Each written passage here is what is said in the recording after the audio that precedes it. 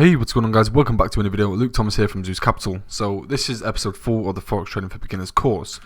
Now, moving on to a new episode. This is episode 4. We're going to be going over trading terminology. So what I mean by that is frequently used terminology. So you'll often hear people mention I'm long, I'm short, 5 pips, 20 pips. The asking bid price, what price you're selling and buying at, and the spread. So it's just some of the frequent terminology that you should understand. Really, that's quite important. So moving on to the first slide, what is long and short? Now, for those of you that don't know, pretty much long means buy and short means sell. So when you're long on a currency pair, so for example Euro US dollar, you are expecting your US dollar, the price of your US dollar to rise in price. Okay, so to go up. So when you are short on a trade, you are expecting price to go down.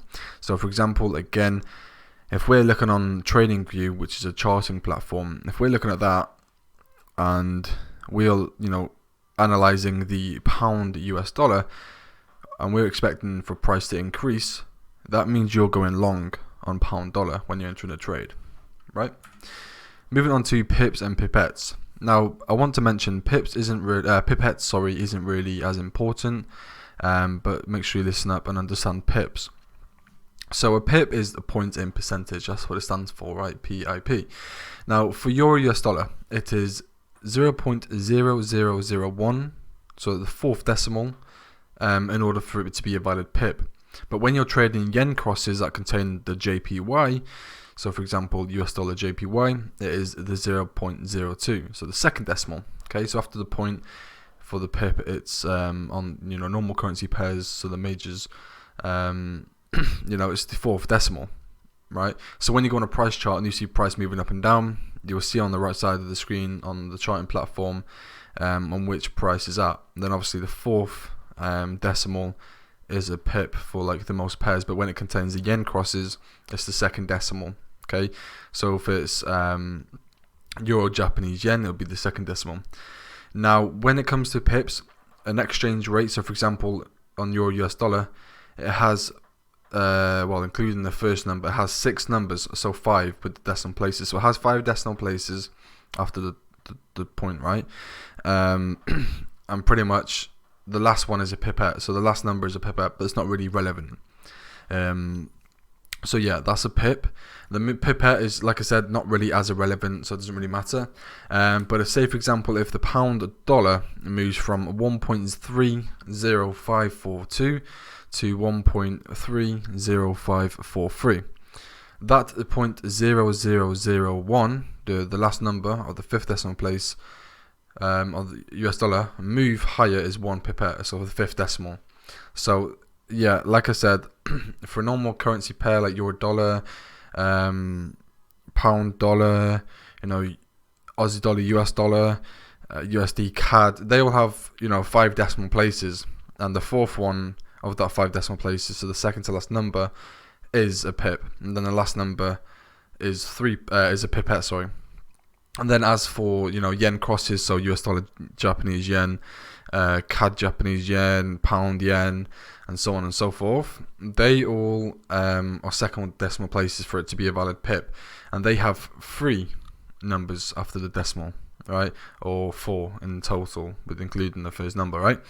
And then the last number is obviously the pipette of that. So yeah, that's pretty much it. Like I said, excuse me, pip is quite important to understand.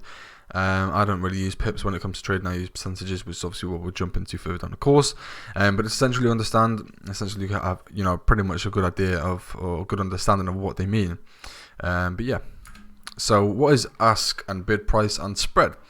Now they all correlate into the same thing, and when we go back to long and short, it's similar to ask and bid. So the ask price is the price you can sell at, and then the bid price is the price you can buy at. So when you're on your broker, so the MT4 app, you'll see 2 numbers that are flashing blue and red, white, whatever, right? On the left side will be the bid, on the right side will be the ask price. Okay, or the other way around, it depends, right? It depends on how you're looking at it. But there'll be a price you can buy at and a price you can sell at, and pretty much the price you can sell at is the ask price, and then the price you can buy at is the buy price. So for example, if we look at Euro US dollar, and the ask price of the Euro US dollar was 1.1020, and the bid price was 1019. The difference between that is obviously 1 pip, but there's going to be a spread in between. So the difference between that is a spread, and obviously spread is very important. It is very important. Sorry. So for example, if you're entering a trade, you have a 2 pip stop loss, right, or a 1 pip stop loss, say for example, but the spread is 1 pip. That wouldn't be worth it because you get taken out the trade. So you need to factor in spread when it comes to taking trades. Obviously, depending on what you're trading and how you trade. But if you're like me, who trades with smaller stop losses, and like we're talking 1 to 5 pips, all right, then you're gonna pretty much, you have to factor in spreads. But if you're trading, normal break and retest, 30 pip stop loss, etc., then it's not so as important. But yeah, the difference between the ask and the bid price, or the bid and the ask price, is just the spread. So for example, if you got the ask price is 1.1020 and the bid price is 1.019, then the difference between that 20 and 19 is obviously 1 pip. So for that reason, it'll that'll be the spread. Okay. But again, ask price is the price you can sell at, and then the bid price is the price you can buy at. You'll see it on all brokers. But yeah, I'm going to wrap up the video here. That's a quick recap of the video. Sorry, I'll give you a quick recap of the video. My apologies. So pretty much we understand what the ask and bid price is with the spread as well. We also understand pips and pipettes. Like I said, focus on pips. We also understand the long and short terminology. So again, when you're buying, you're going long. When you're selling, you're going short. And then if you want to sell on a broker, you'll usually see the ask and the bid price. I should have uploaded an image, but it's very simple. Just load up your MetaTrader 4 app or MetaTrader 5 or CTrader app, and you'll see all the numbers there. And when it comes to, if you click on the currency pair and you click, if I go on, let's load up MetaTrader 5 right now.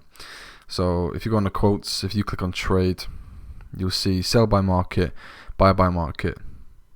Alright, so buy by market is your bid price, and your sell by market is your ask price. Okay, then obviously the difference between that is the spread. So right now it's 1.1865 to sell at, and then 1.1864 to buy at. So that difference there is a 1 pip, and that 1 pip, that's the spread in between those prices.